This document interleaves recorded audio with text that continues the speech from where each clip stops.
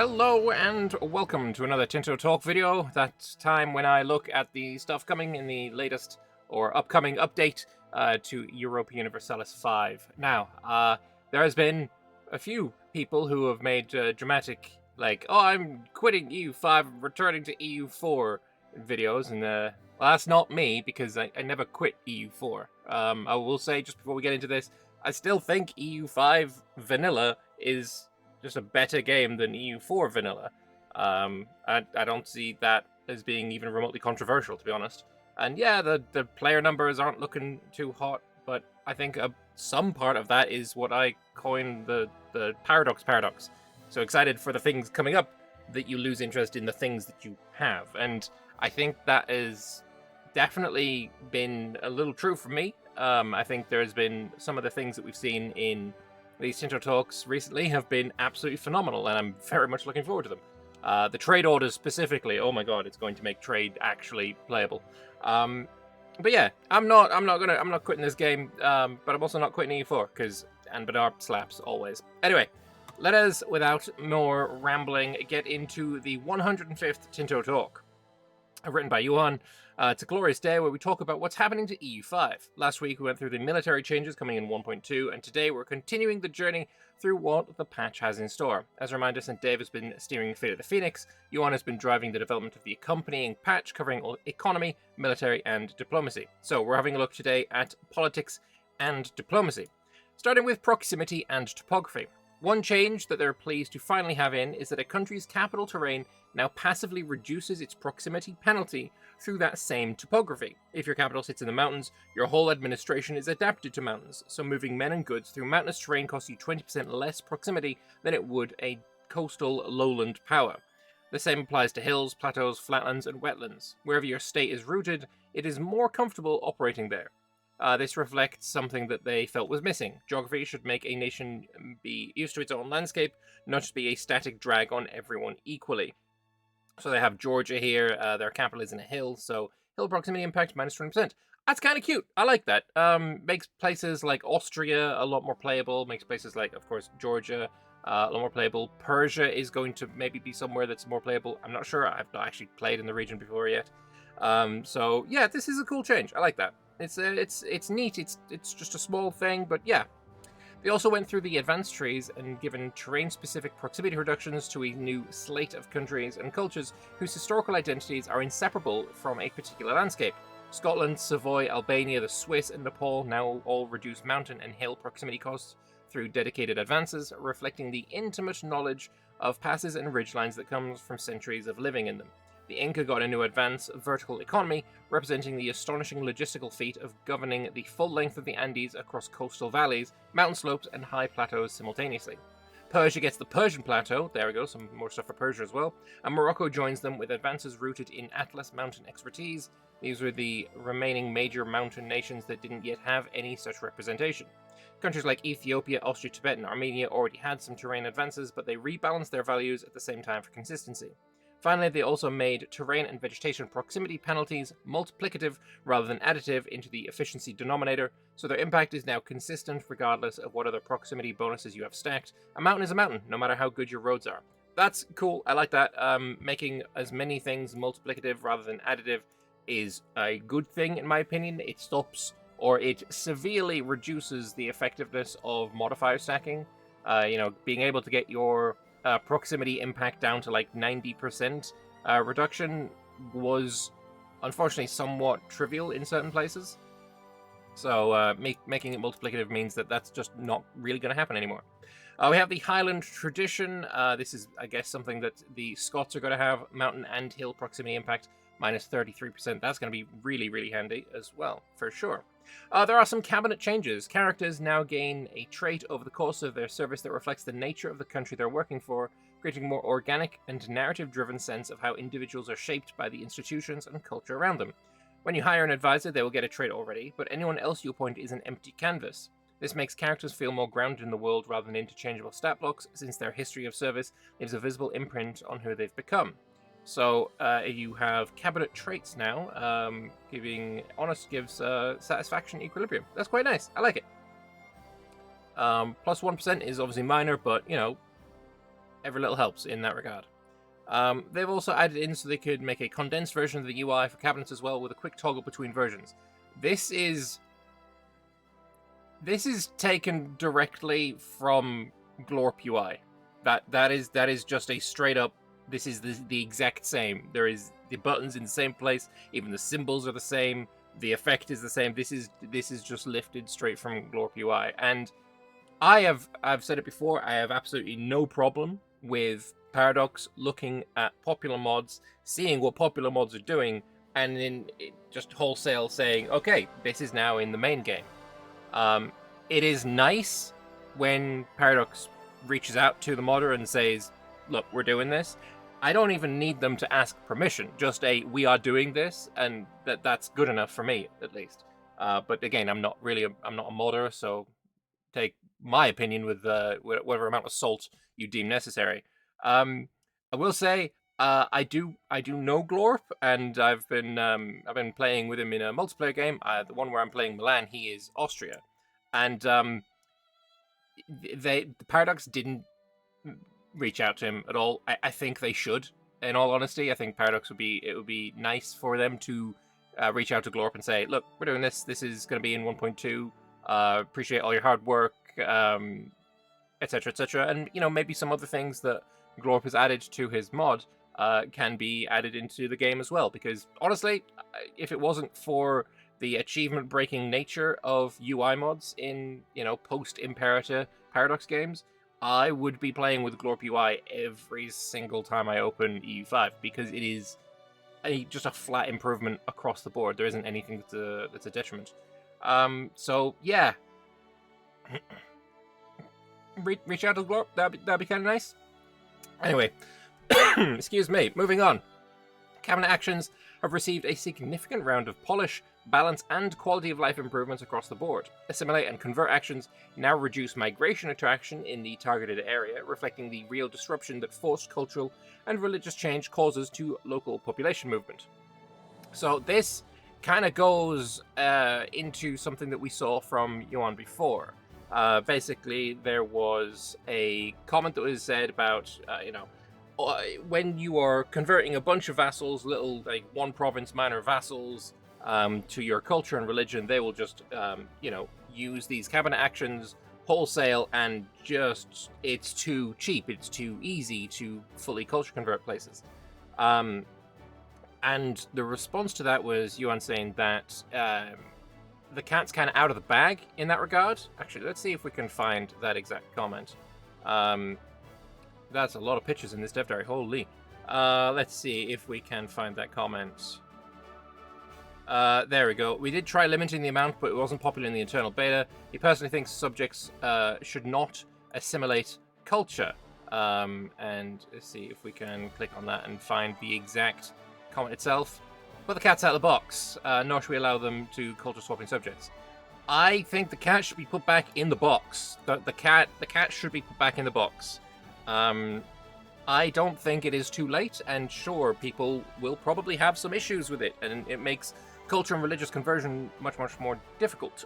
But this is, in my opinion, the way to go about things. I think what you could possibly do is add a new subject type that you can release. You got Vassal, you got Fiefdom, you got March. Add a new one that's similar to a Dominion, but have it be that they can't use the cabinet actions to religiously and culturally convert, but they will passively over time, they won't accept their primary the culture of the location.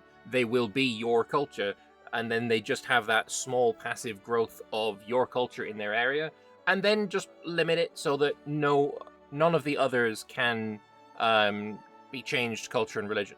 That seems like a decent way to me.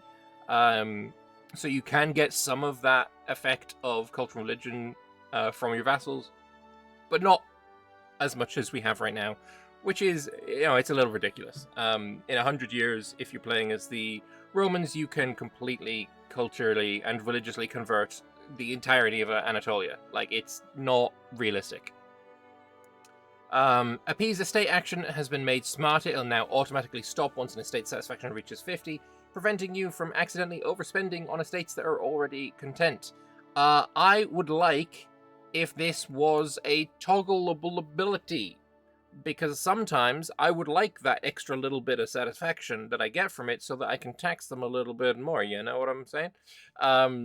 Like, putting it on the nobles means that I can tax the nobles just that little bit extra, without them going, below 50%.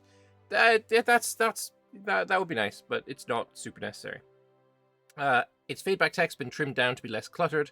Several one-time use restrictions have been tightened, so Balost Colonial Charter can only be applied to the same province twice. Promote culture is similarly limited to a single use per location, ensuring that these actions represent meaningful, committed decisions rather than repeatable buffs. Support new farms and expel people can no longer be pointed at the same province simultaneously, closing an unintended interaction between the two. Militarized country discipline bonus has been capped at 10% rather than the previous 100%. Good. Bringing it in line with what was always the design intent. Settle the frontier is now restricted to provinces that actually border your existing territory, which makes geographic sense, prevents the location from being used in ways that feel disconnected from the frontier concept it represents. The deal with the robber band's disaster in Brandenburg now rewards successful intervention with up to 1% monthly control gain in the affected province, giving it a more tangible and satisfying payoff. And then on the bug fix side, foster new culture could previously be triggered again after a save and reload, even if it had already been used. That exploit's been closed. Assimilate area automation was incorrectly picking non-primary cultures as targets, which has been corrected, and a deeper issue where assimilate actions failed to clean up their internal promote culture tracking variables after completion has also been fixed, preventing phantom states from persisting longer than intended. The frustrate annexation action modifier to hostile annexation costs was not applying correctly and has also been repaired. This foster new culture, and this not really part of what was being said here, but I really wish this was just available to all empires. I don't think I should have to get to, like, the age of... I think it's even past absolutism. It's like the one after that, maybe? I can't remember. It just feels too late in the game. Like, I, as Italy, or as Milan, have united Italy. I've become Italy. And I feel like I should be able to start trying to create or foster an Italian culture when I formed Italy. Maybe wait until I formed Italy that can form an empire, right? But I still have to wait. That feels a little naff, to be honest. So yeah, maybe that could be looked at. I don't know. The interface is also seeing meaningful improvements. The increased control panel now displays location wealth rather than text base, which is the figure actually relevant to that action's decision making. Available peasant counts are now visible in the columns for pop promote, encourage migration, and expel people actions, giving you the information you need to compare targets at a glance. Non-present estates are now filtered out of Appease Estates panel entirely, reducing the noise, and tooltips for Settle Frontier and Develop Province have been cleaned up, with the latter also fixing an incorrect map marker. General tooltip clarity across cabinet actions has also been improved throughout. Nice. Estate reductions. One of the most powerful tools available to a determined monarch is the Perform Reduction, a deliberate act of dismantling an estate's physical infrastructure to curtail its growing influence. When an estate has accumulated enough buildings to become a dominant force in your realm, you can order the destruction of their properties, stripping away the economic base that fuels their power.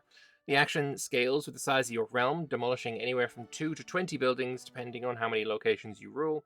Though cathedrals are always spared, even a king must tread carefully around the church. Makes sense? The estate will not suffer this quietly. The blow to their satisfaction is severe, equivalent to half their total contentment, so this is a tool of last resort rather than routine governance. Crown's own power level matters here too. A strong monarch can soften the political fallout through sheer authority, while a weak ruler will find the estates far more embittered by the same action. It's also a direct financial sting. You forfeit wealth equal to twice the estate's tax base, and destroying productive property costs the whole country, not just the estate, and they deliberately excluded this action from AI and automation logic. It's a drastic, irreversible choice that they want players to make consciously, weighting long-term power balance against immediate economic and diplomatic damage. Okay, I didn't really see the need for this. I don't really see the need for this. I don't think that I've never felt, damn, I need to get rid of, all these noble buildings, considering you just do enough parliament, parliament agendas, like sometimes, deal with the local shrines and deal with the, all this, that, and the other is gonna come up. But sure, I guess. I don't think I'm gonna use this, though. Revolts and civil wars have been one of our biggest focuses across this cycle, which is good because I again, to use the multiplayer that I'm involved in as an example, looking over at China, they have, I think, like 17, 20, 25 revolts, or rebel actions, whatever, that have all ticked up to 100%, but they can't fire because the country's currently at war with a revolt. So the country beats that revolt, and then immediately on the next month tick, another revolt fires, but only one of them instead of the 20. It should have fire all 20 at the same time. If you've got 20 that have ticked up to 100%, they shouldn't. They should be able to fire while you're at war. I don't really know why not. It seems a little silly to me. Anyway, they've been one of the biggest focuses of this cycle, and the system has seen meaningful changes across gameplay, AI, performance, and presentation. The headlining gameplay change is that Civil War subjects now automatically call their overlord into conflict. Good. A long overdue fix that makes vassal relationship feel meaningful during the most turbulent moments. Extending that further, overlords can now also intervene in any of their subjects' wars, not just civil wars, giving great powers a real lever to pull when their sphere of influence is destabilized. On the flip side, disloyal subjects now join civil wars on the attacking side, so keeping your subjects happy is more strategically important than ever. That's cool. I like that. That's kind of nuts. That's going to be painful, but it makes sense. Estate rebel spending has been rescaled to match the fraction of pops actually participating in the rebellion, which prevents estates from hemorrhaging money for uprisings that barely got off the ground. They also fixed a long-standing issue where rebellions would destroy noble buildings like the local governor. Oh, thank gosh. Occupations are destructive enough without rogue demolitions, and they now preserve those same buildings when roads are lost during wars and civil wars. Thank you, that's really nice. The local court's policy received a rebalance. Rural control penalty was halved to 5%, offset by a gentler join rebel threshold, making it more nuanced policy choice rather than an obvious trap. On the suppression side, they added a rebel suppression priority toggle so players can explicitly mark specific rebellions for preferential treatment attention from their armies. Good. Nice. I like that. When multiple revolts are brewing in the same area, they can now coalesce into a single large uprising rather than popping independently, making badly managed regions generally dangerous rather than a string of trivial skirmishes. Maybe this is going to help my China issue. Alright, juicy details about the diplomatic system for 1.2, starting with some changes to diplomatic capacity. Diplo capacity has been reworked from a primarily slider-based system into a more direct resource mechanic, removing the ambiguity that came from players having to manually allocate attention across multiple diplomatic fronts. Under the new system, alliances and leagues carry explicit capacity costs that are always active, making it immediately clear how much of your diplomatic bandwidth at any given relationship is consuming. This gives players a much cleaner mental model. You can see at a glance whether you're overextended diplomatically without needing to reason about where the slider sits. Okay. Would you spend money on it now? Alright, so why do you spend money on it now? I don't know. Do we still have the slider at all? Slider is at 30%. I feel like this is just cleaning up what it looks like, right? I don't see how this changes much. If we still have the slider, racking up the slider changes, the speed of annexation, the loyalty subjects, like that all existed before, right? It's just a cleaner visual on what we're seeing. The change also makes the cost of large alliance blocks and league memberships more legible from a balanced perspective, since the engine can now directly tune those costs rather than relying on emergent behavior from slider positioning. League members in particular have been given their own cost profile to reflect that they represent a deeper and more institutionalized form of commitment than a bilateral alliance. The net result is a system where diplomatic capacity behaves more like a budget, predictable, auditable, and something players can plan around rather than react to. It also opens the door for future modifiers and events to interact with specific alliance or league costs in a way that were awkward to express when the costs were implicit in a slider. Okay. France using 10.5 out of 10.05 out of 10.5. And then you can see the cost is relative to the... Okay, I mean... I don't see how... Other than, cleaning up what it looks like, how does it impact gameplay, right? Because... all these still have costs. Makes sense. Understandable. And we can... It looks like we still have a slider, right? This maintenance is at 30%. Can I rack that up to 100% and get, 3-point-something times the bonus? It feels feels like speed of annexation at 100% would be 0.5, which is the same as it is now when you're at 100% of the slider. Do we not have a slider anymore? Is that... But, I mean, it feels like we do. It feels like we do. So I don't know. I'll have to look into that one. AI disposition. One thing that's been missing from the diplomatic experience is a clear read on how your neighbors actually feel about you in any given moment, not just their opinion number, but their intent. They added an AI disposition system that gives every AI country a continuously updated assessment of how it views you specifically, expressed as one of 6 states. Indifferent, wary, rivals, covets, planning war, and alarmed. This is similar to what we have in EU4. They're not static labels, and they're recalculated monthly based on the real inputs driving the AI's attitude. How your military and economic power compares to theirs, whether they hold claims or casus belli against you, and whether there is active antagonism or a formal rivalry between your nations. The disposition is shown in the foreign country's lateral view as an icon and label, and hovering over it gives you a plain language explanation of exactly which factors are pushing them towards that state. Alright, I like that. That's cute. They also offered a dedicated AI disposition map mode that colors each country by how it views you, so you can sweep across the map and immediately see who is indifferent, who is wary, and who's planning a war against you. If you want to dig deeper, building a spy network above 25 in a country will reveal their top strategic objectives. Okay, this is huge. This is actually kind of huge. This is something that we've been wanting for quite a long time, is the level of information you get out of a country is relative to how much spy network you have in that country. Personally, I think this is the first step on the route to eventually having it be that I can't see your troop numbers, your tax base, your anything unless I have a spy network in you. I shouldn't know your total population. Hell, states of that that time period didn't know their own populations to, you know, the degree of accuracy that we know in game. Having a spy network there, that look, this could lead some places. I really hope this leads some places. I shouldn't be able to click on a country and see, if I attack these people, they're going to raise, 7,642 levies.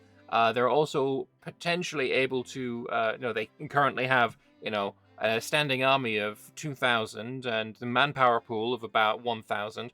I shouldn't know that information, and I would very much like that information was completely hidden unless I spied on them.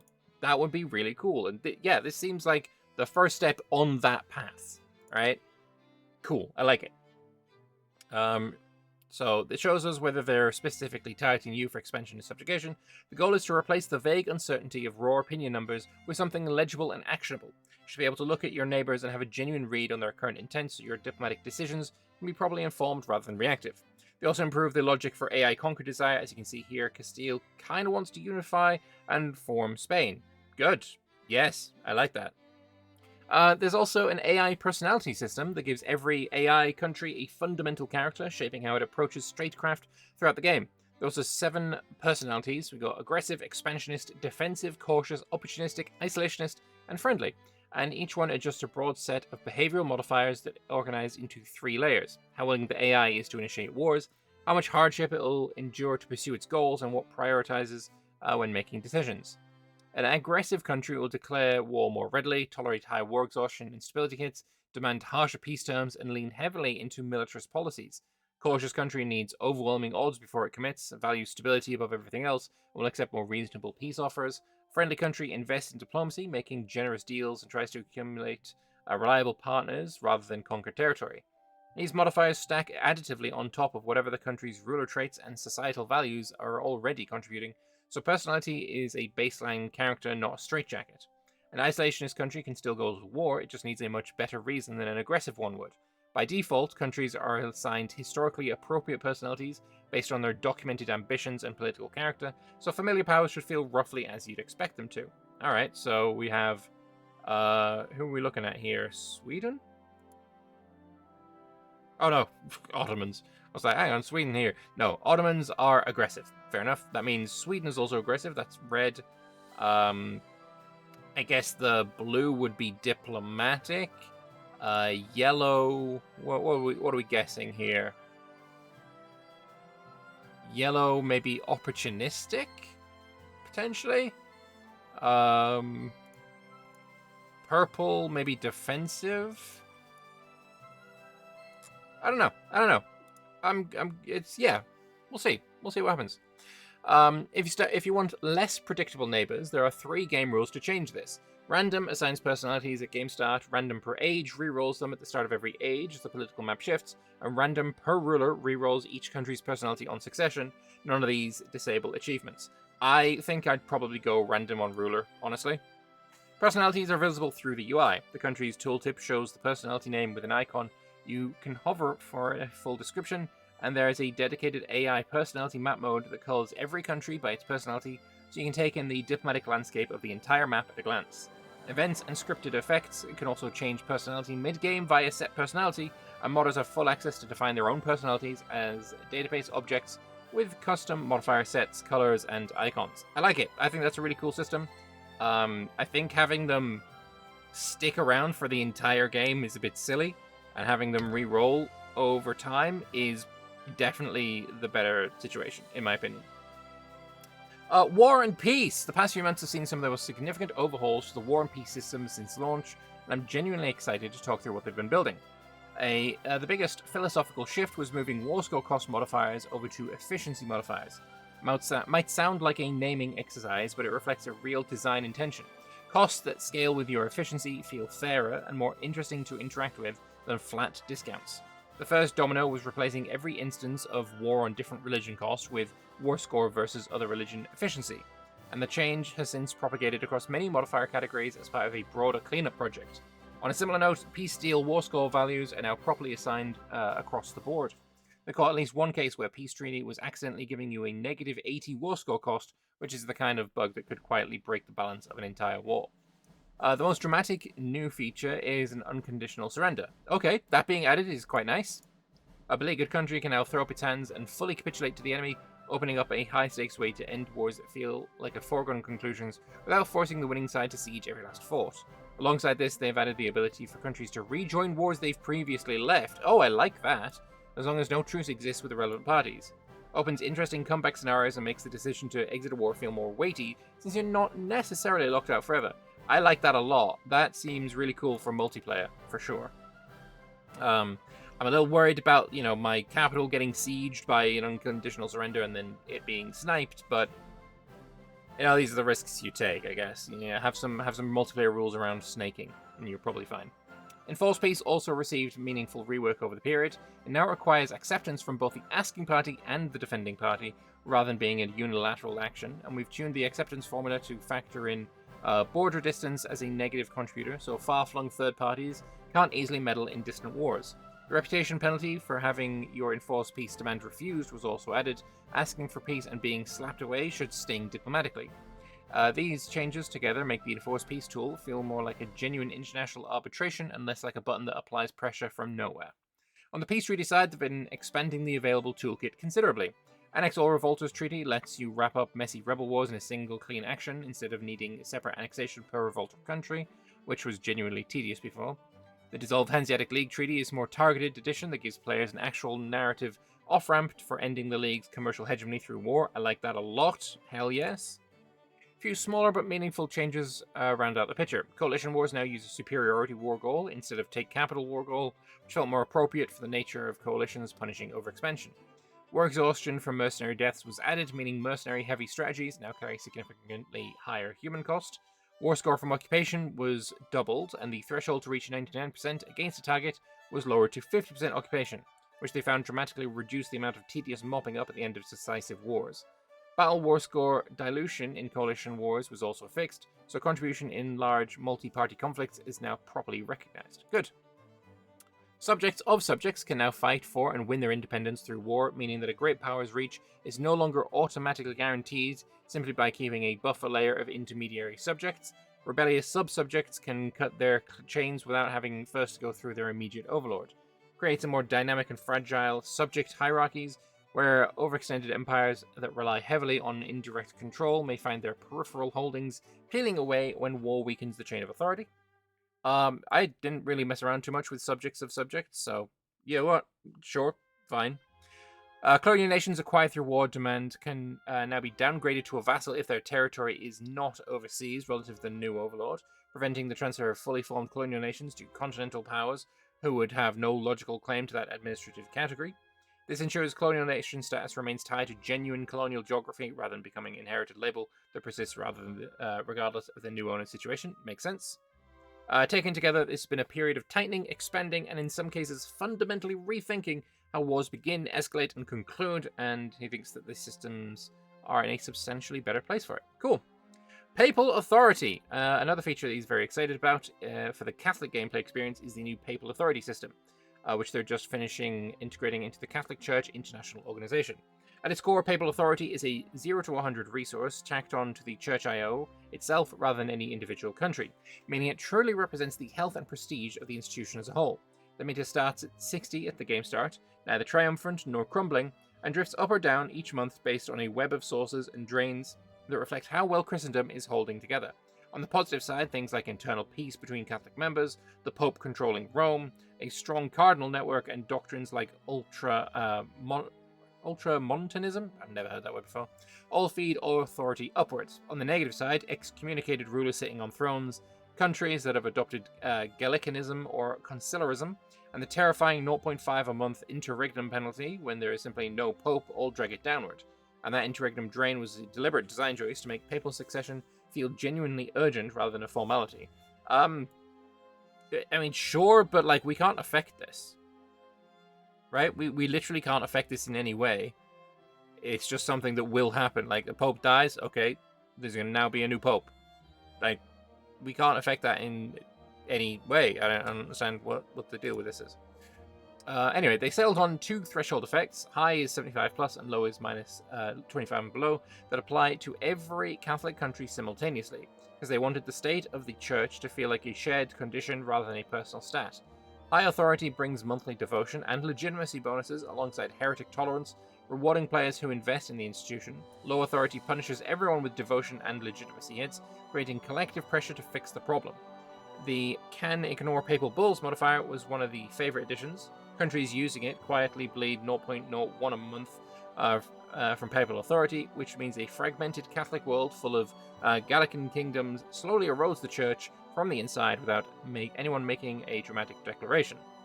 For one-time shifts in papal authority triggered by events like the Council of Trent or the outcome of the papal conclave, the system uses a consistent scale of named effect magnitudes rather than arbitrary numbers. This means effects feel meaningfully differentiated. A mild nudge versus a strong push versus a transformative moment of all distinct recognizable weight. Alright. That's quite nice. Decent. We also now have, I guess, the reintroduction of the trust system from EU4. Though it's been significantly reworked to... Oh wait, reworked to bring it closer to the familiar EU4 model. Okay. Making diplomatic reliability more tangible and consequential force in how other nations perceive and interact with you. Trust now functions as a continuous value that directly influences acceptance across all diplomatic interactions. When trust is above 50, it acts as a positive modifier to acceptance, and when it falls below 50, it becomes a drag, making even routine diplomatic requests harder to push through. It creates a natural and intuitive gradient. A country that trusts you will be easier to negotiate with across the board, while a country that has reason to distrust you will resist your overtures even when the underlying deal would otherwise be attractive. Rather than sitting at whatever level events or actions pushed it to, trust now recovers towards a baseline equilibrium of 50, meaning that both goodwill and bad blood gradually fade over time if no new signals reinforce them. The recovery mechanic prevents the system from locking players into permanent diplomatic pariah status after a single bad decision, while ensuring that a damaged relationship takes real time and patience to rehabilitate. Diplomatic reputation now plays a direct role in the trust system, raising both the equilibrium point and the speed of which trust recovers with all countries, rewarding players who invest their diplomatic standing with a broadly more forgiving and cooperative international environment. Certain actions have an immediate and global impact on trust. Breaking a truce, dissolving an alliance, reneging on a promise, or rejecting a call to arms all cause trust to drop with every country simultaneously, not just the directly offended party. This reflects the reputational reality that unreliable behavior is observed and judged by the whole international community, not just those directly wronged. Alliances and diplomatic treaties, meanwhile, raise the trust equilibrium with specific partner involved, meaning that deeper, formal relationships naturally tend toward higher mutual trust as a baseline. Creates a meaningful feedback loop where strong treaty networks translate into smoother diplomacy, where maintaining those networks is rewarded beyond just the direct mechanical benefits of the treaties themselves. Taken together, the rework makes trust feel like a living reputation score, one that reacts dynamically to your behavior, recovers with time, and can be structurally improved through good conduct and deliberate diplomatic investment. I like it. That's a cool system. I like that a lot. For sure. We have territorial connectivity for subjects now, which is how well your subjects' lands are physically linked to your own heartland on a scale of 0 to 100. A subject that shares a well-controlled land border scores highest, while one reachable by sea earns a reduced score, and one fully isolated subject scores nothing at all. Higher connectivity translates directly into greater subject loyalty. Okay, interesting. A well-connected vassal feels governed, a distant one feels abandoned. Rebel-held provinces along the border are not just a local problem, they degrade the connection score for any territory that relies on that choke point, making rebellions self-reinforcing in isolated regions. You can inspect each subject's connectivity score and loyalty contribution in the Manage Subjects panel, alongside the connection type, land border, 0, or none. Alright, I guess this is gonna hurt, it's gonna hurt colonies then, because obviously they're going to be overseas. If Spain or Castile wants to set up colonies or set up fiefdoms or what have you in Morocco, that's also going to suffer there. But, okay. Speaking of subject loyalty, Overlord Trust now directly contributes to subject loyalty, creating a meaningful link between diplomatic relationship you have cultivated with the subject and how reliably it will remain under your control. A high trust relationship rewards patient, consistent overlords who have honored agreements and avoided betraying their subjects, while those who have repeatedly exploited or mistreated their subjects will find loyalty harder to maintain, regardless of other bonuses. This change gives trust a concrete mechanical payoff in the subject relationship, making it a stat worth actively managing rather than a passive background number.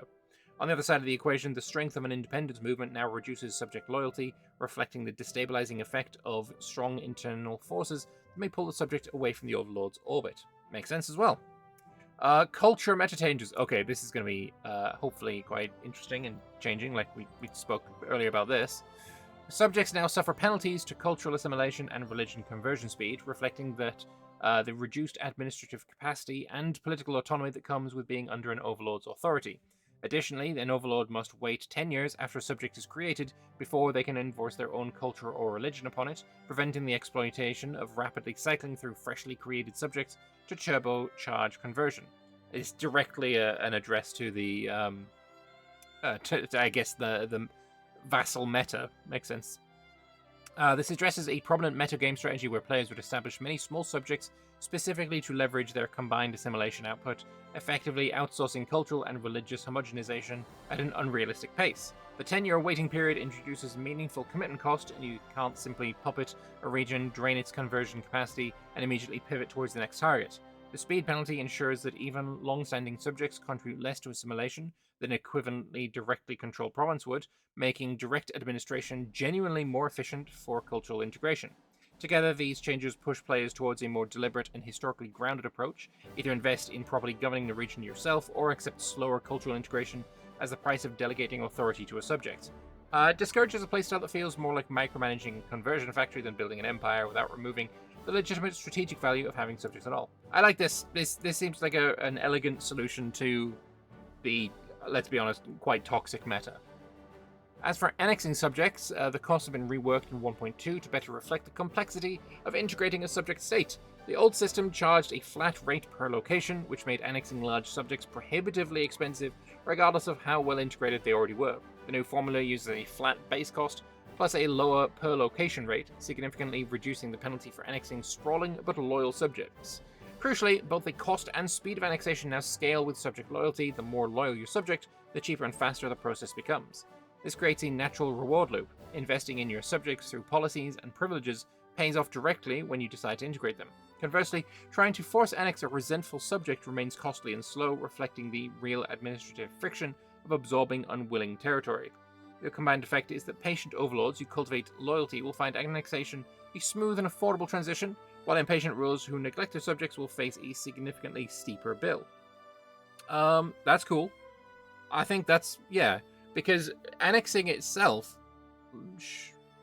does it still, or it used to lower, right?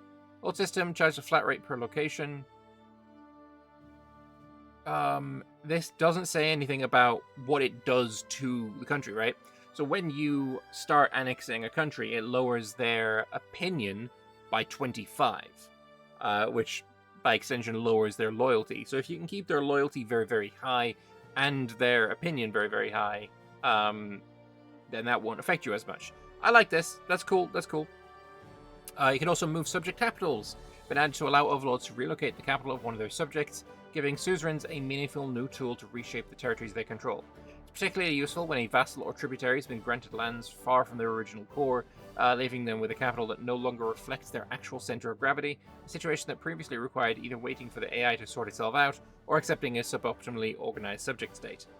The action comes with appropriate costs and restrictions to prevent trivial abuse, ensuring that it represents a deliberate geopolitical decision rather than routine administrative click.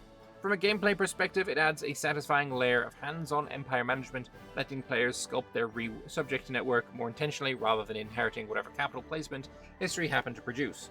Also benefits the AI, which can now correct capital mismatches on its own subject states and maintain better organized tributary and vassal networks over time. There's also some miscellaneous UI improvements. Alright. Oh my god.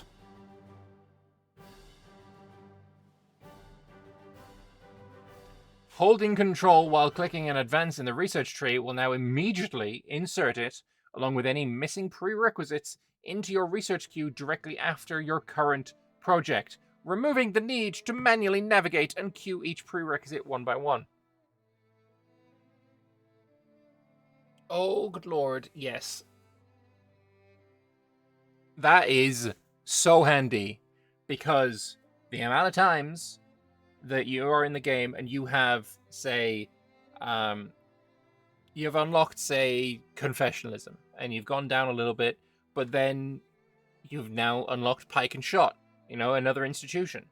And, oh, but I really want this thing first. Previously, you had to cancel every tech that you had queued up, then add the pike and shot techs, and then go back to the confessionalism ones. That's no longer necessary. You can just control-click the specific pike and shot text that you want, so I think like the training field, and then that's enough, and it's done, and it's so nice. Oh my gosh, yes, okay, beautiful. It's particularly valuable when you spot a late-game advance you want to rush towards, as the game will automatically calculate the full dependency chain and slot everything in the correct order without interrupting your current research. Like, this was already done, right? Automatically calculate the full dependency chain. That was already a thing, right? If you unlock a new institution, then you go down to the very bottom, you click one of the bottom techs, it will do everything before it, right? That's obvious, that's fine, that's irrelevant. This part, without interrupting current research, is the big thing. This is the huge thing. This is the fantastic thing. Feature respects your existing queue by inserting rather than replacing, so your broader research plan stays intact while a prioritized advance and its prerequisites are handled efficiently. It's a quality of life improvement that rewards players who think ahead about their technology path without punishing them with tedious queue management. Huge. Absolutely huge. Yeah, it's his personal favorite. Fair enough. Rival and Diplomacy section panel now features a power balance pie chart alongside a new sort option, giving you an at-a-glance breakdown of relative strength before committing to diplomatic action or rivalry declaration. Rather than mentally comparing a list of stats across multiple panels, you can immediately see how your power stacks up against a potential rival in a single visual, making strategic decisions faster and more informed. The sort option lets you filter and reorder candidates by the criteria most relevant to your current situation, whether that's proximity, power differential, or diplomatic standing. Together, these additions transform the selection panel from a raw data list into a genuine decision support tool that surfaces the most strategically meaningful information up front. Cute. I like that. That's cool. Rivers are now rendered as visible overlays on the raw material, development, food, and control map modes, providing crucial geographic context that was previously absent when analyzing these layers. Since rivers act as natural barriers, supply line modifiers, and provincial boundaries, having them visible when evaluating development spread, food access, or control coverage lets you immediately understand why certain patterns exist on the map. A cluster of undeveloped provinces or a gap in control coverage often makes far more sense once you can see the river network fragmenting the region. This change makes that relationship legible without switching back to the default map mode. It's a small addition that significantly improves how readable and actionable these map modes are during mid and late game planning. Yeah, perfect stuff. It turned out to be a rather huge Tinto Talks. Yeah, I know. They'd been chatting non-stop for 45 minutes. And they split it in two. So this was double the size that it was. Okay. On Friday, Pavi is going to be talking about the changes to situations and international organizations. And if you've missed any of the recent ones, then it is there's a breakdown, probably made by Habibi or Midgeman, I would assume. Let's quickly check, see if I'm right. Just development news and Tinto Talk. Yep, that's Midgeman. It's always worth a watch. I like Midgeman. Next week, St. Dave is going to talk more about things in the Fate of the Phoenix. Boom, loving that. Let's be real. This is huge. Prioritizing research queue is absolutely massive. I am beyond elated. I'm very excited for this update. I can't wait to hear when it's coming out as well. I want to play it. I want to play it so bad. But anyway, thank you all very much for watching. I hope you guys have enjoyed this video. And let me know in the comments which one of the changes, let's say other than this, because let's be honest, I feel like this is going to be everyone's favorite change. Let me know what your favorite change is from this dev diary. I'm curious to hear. Anyway, thanks all for watching, and toodaloo. Bye-bye.